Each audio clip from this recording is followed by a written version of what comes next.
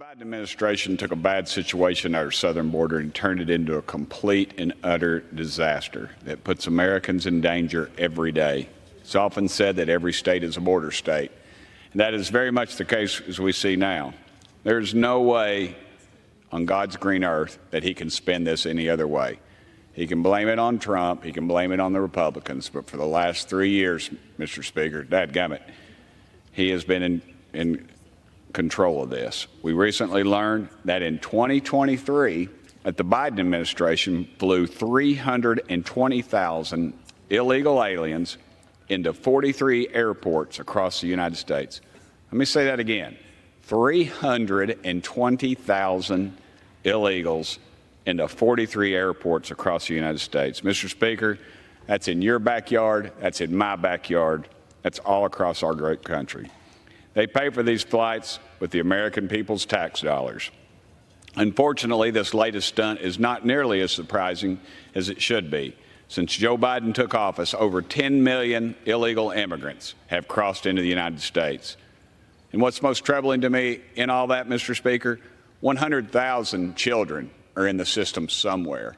And these cartels, they are evil, and they are from the pits of hell, and it would be my desire to send them back as soon as possible. 100,000 children are somewhere in this system, possibly sold into labor, possibly victims of sex crimes, possibly victims of many other horrendous acts.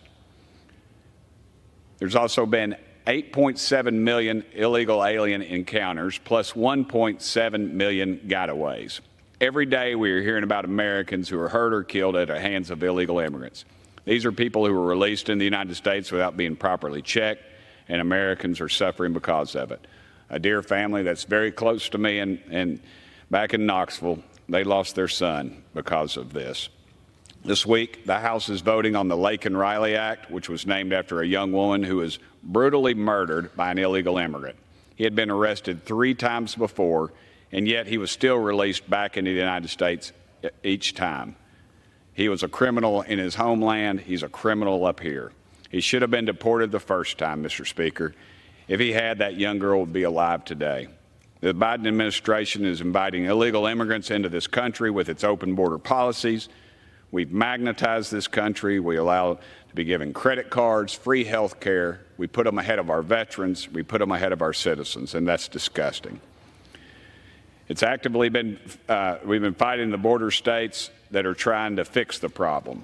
It's gone as far as filing lawsuits. They're using your tax dollars to fly immigrants into every state, including Tennessee, without telling the American people what they're doing.